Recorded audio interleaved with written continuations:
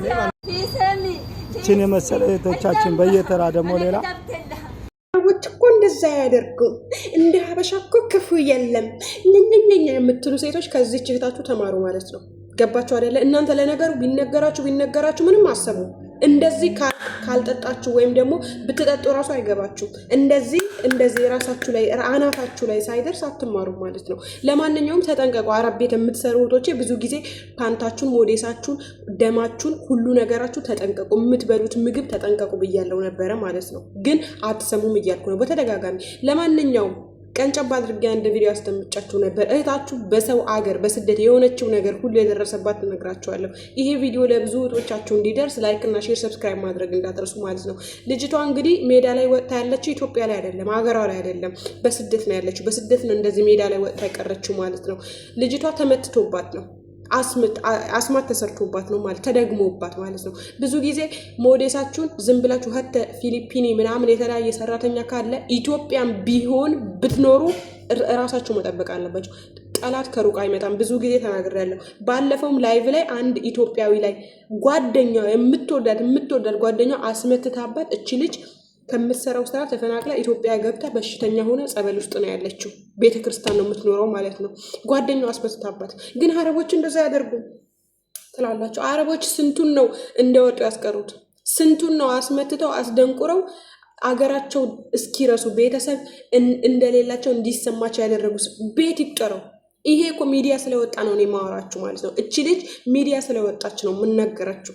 ግን በርካታ ሚዲያ ያልወጡ ስልክ የማያውቁ 24 ሰዓት ስራና ስራ ብቻ የሚሰሩ ቤተሰብ ዘመድ ምናምን አዝማድ የረሱ እህቶች አሉ፣ በመተት ማለት ነው። ተጠንቀቁ።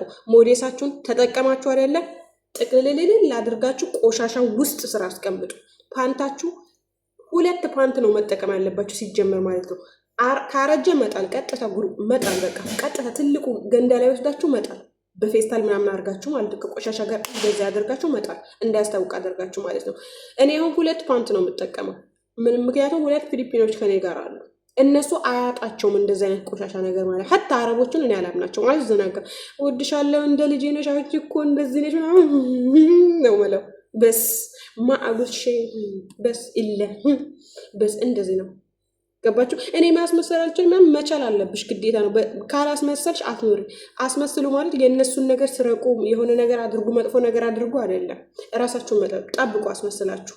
ገባችሁ? ሰበብ አድርጉ ማለት ነው። እንኳን እኛ ደካሞች ላይ ይቅርና ረሱል በዱንያ ላይ ሳሉ ረሱል አለይሂ ሰላቱ ሰላም ጀነት የተመሰከረላቸው በእነሱ ላይ ጠላት መተት አድርጓል። ገባችሁ አይደለ? መተት ተደርጎባቸው ነበር ረሱላችን አለይሂ ሰላቱ ሰላም ማለት ነው። ስለዚህ አረቦች ማንኛውም ሰው ምናምን ተጠንቀቁ። ኢትዮጵያ ራሱ ብትሄዱ ተጠንቀቁ። ለግቢያችሁ ቁልፍ ሊኖረው ይገባል። ቁልፍ ከሌላችሁ እንደዚህ ጥቃቅን ነገር ምናምን ነገር ቤት ውስጥ አጥባችሁ ቤት ውስጥ ማስጣት፣ ልብሳችሁ ካሰጣችሁበት መቁጠር፣ ስታስገቡ ስንት ልብስ እንዳሰጣችሁ ስንት ልብስ እንዳወጣችሁ ማወቅ አለባችሁ ማለት ነው። እነዚህ ሲሂር ምናምን ደጋሚ ድግምት ምናምን በልብሳችሁ፣ በፓንታችሁ፣ በፀጉራችሁ ነው። ፀጉራችሁ ካበጠራችሁ በኋላ ቀጥታ ወይ ሽንት ቤት ፍላሹ ላይ ያለ አይደለ ፍላሹ ላይ ውሃ መስደድ ቀጥታ ያወርደዋል ማለት ነው። ማንም ሰው አያውቅም። በጣም ተጠንቀቁ። ሀቂቀተን ነው የምላችሁ። አሁን እኔ ድሮ የሰራሁበት ሴትዮ ልጆቿ ስታበጥር 1 ፍሬ ፀጉር ማለት ነው 1 ፍሬ ፀጉር ልብሷ ላይ ነው የምታበጥራቸው። እሱን ጥቅልል አድርጋ ምክንያቱም የባሏ ማለት ነው ባሏ 2 ሚስት ነው። የባሏ ሚስት መተት አሰርታባታለች ማለት ነው። የመጀመሪያ ልጇ ኦቲዝም ነው መተት ተሰርቶበት ማለት ነው። በዛ ምክንያት ሰራተኛ አታምኑ። እነሱን ራሱ እኔ አሁን እንደዛ የሚሆኑት ሳይሆን ይሄ በቃ እንደ ልጅ ነሽ ምናምን የሚሉኝን ራሱ አላምናቸውም። ተጠንቀቁ። እናንተ እዚህ ሀገር ላይ የምትለፉት የምትደክሙት ለመለወጥ ነው፣ ህይወታችሁን ለመቀየር ነው፣ ለመሞት ለመታመም አይደለም። የሰራችሁትን ገንዘብ ለሐኪም ማውጣት አይደለም። ገባችሁ አይደለ? ስለዚህ የምትመከሩትን ነገር ስሙ። እዚህ ጋር ድሮ አይደለም ዘንድሮ ነው። እንደ በግ እንዳትሆኑ፣ እንደ ፍየል ሁኑ። አሁን በ21ኛው ክፍለ ዘመን በጣም ጥሩ ነው። በጣም የቴክኖሎጂ ዘመን ነው። የሰነጠረ ሰው የተማረ ሰው ሁሉ ነገር ሳይማር ሳይል ኦንላይን መማር ትችያለሽ ማሬ። ሁሉ ነገር ጎግል ላይ ማግኘት ትችያለሽ። ሰው መጠየቅ አይጠበቅባችሁ። ተጠንቀቁ። ምግባችሁ ደግሞ ለመብላት የቀረበ ምግብ ትታችሁ የትም እንዳትሄዱ። ወላሂ እውነቴን ነው የምላችሁ። ብዙ ነገር እያየን ነው፣ ብዙ ነገር እየሰማሁ ነው እኔ በበኩሌ ማለት ነው። በጣም መረጃ አለ። ሀበሻን አላህ ነው የሚጠብቀው። ኦፍኮርስ ግን ደግሞ አላህን ሰበብ ካላደረግሽ እንዴት ነው? ሰበብ ማድረግ መቻል አለብን ሁላችንም ማለት ነው። እና ራሳችሁን ጠብቁ ብዬ በተደጋጋሚ ተናግሬያለሁ። ወላሂ በጣም የሚያስጠላ ነገር ነው። እኛ እዚህ ጋር አሁን ለምግባችን ራሱ መብላት እያማረን መልበስ እያማረን ሳንበላ ብር እያጠራቅምን ለምን? ነገን ለመኖር ነገን ሌላ ደስታ ያለው ህይወት ለማጣጣም ከሰው ፊት ላለመገረፍ። ግን ዛሬ እንደዚህ ቁጥብ አድርገሽ ሰርተሽ ያገኘሽው ገንዘብ ነገ ላይ ለሐኪም ማውጣት በጣም ይከብዳል። በርካታ እህቶቻችን ከሆዳቸው እባብ ይወጣል። ኢትዮጵያ ሲሄዱ ከሆዳቸው አይጥ ይወጣል። የማይወጣላቸው ነገር የለም። ምላጭ ነሽ ምንድነሽ የማይወጣ ስለት የለም ከሆዳቸው። ይሄ ምንድን ነው? ከየት መጣ? ይሄ በመተት ምናምን ነው። በመተት አምኜ አይደለም እኮ የምነግራችሁ። ይሄ ነገር ወይ ይደረግብኛል፣ እጠረጥራለሁ፣ ሰው ፈራለሁ እኔ ወላሂ። መፍራት መቻል አለባችሁ፣ መጠንቀቅ አለባችሁ። አትዘናጉ። እቺ ዱንያ ለዘንጊዎች አትሆኑ። በጥንቃቄ መኖር ነው በቃ አለቀ። ሲሪየስ አከሌ ትወደኛለች ምናምን ነገር ምናምን እንደዚህ አታደርግም የተለየች ናት ነው ሀቢብቲ። ትላንት ደግሞ አንድ ቪዲዮ ቀጨብ አድርጌ ሰርቼ ነበረ። ብዙዎቻቸው ኧረ ልሞት ነው የኔ መዳም እንደዚህ ናት፣ እንደዚህ እያደረገች ነው እንደዚህ የምታረግብኝ፣ ይሄ አልተጸዳም ትለኛለች። አጸዳሁ አልተጸዳም የምትሉ ከሆነ መጀመሪያ ብራችሁን በደንብ ያዙ።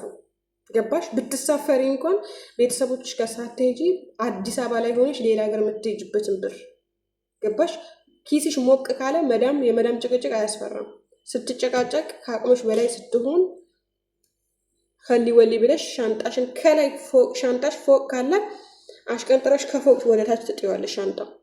እሄዳለሁ ያንቺ ጭቅጭቅ መሮኛል ሰልችቶኛል ትያታለሽ፣ ታስፈራራታለሽ። አንቺ ኧረ በእናትሽ ምናምን ብላ ከዛ ቀን ጀምራ አፏን አትከፍትብሽም። እኛ ብዙ ጊዜ አፋቸው ለምንድን ነው የሚከፍቱብን ታውቃላችሁ? እሺ ለምን? ድሃ ነን፣ የድሃ ልጅ ነን። ድህነታችን በጣም እንፈራዋለን።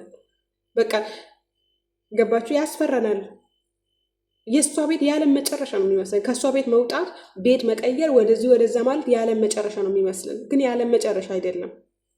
ራሴን አስከብሬ በልቼ ጠጥቼ ሰላሜን አግኝቼ ስራዬን ሰርቼ ደሞዜ በሰላም የምትሰጠኝ ከሆነ ኦኬ እስማማለሁ። ግን ደግሞ ደሞዜን እየሰጠችኝ የበላውም እየጠጣውም ግን ያጸዳሁትን እንደዚህ አድርጋ የምታመጣ ከሆነ ሀቢብቲ እላታለሁ፣ አጸዳዋለሁ። ከደደግ አንዴ ሁለቴ ታግዛታለሁ። ግን ሁለቴ ሶስቴ ከደገመችው ሶስተኛ ላይ መጨረሻ ነው። ማድረግ ያለብኝ መጀመሪያ ቅድመ ጥንቃቄ አደርጋለሁ። ምንድነው ቅድመ? ብር ያስፈልገኛል። ብታሳፍረኝ ቢሮ ብትወስደኝ ብር ያስፈልገኛል አካውንቴ ላይ። ገባችሁ አይደለ? ቅድመ ጥንቃቄን አድርጌ ከዚህ በኋላ አፍሽን እንደዚህ ብትከፍቺ ማሬ እኔ እሄዳለሁ ነው ምላት። እኔ አልችልም። ነገ እኔ መኖር እፈልጋለሁ። ነገን ለመኖር ነው ዛሬ የምለፋው ማለት ነው። ስለዚህ ኮፒ ሊንክ ሼር እያደረጋችሁ ለብዙዎቻችሁ እንዲደርስ አድርጉልኝ። ባይወዳችኋለሁ። ሰላማችሁ ይብዛ።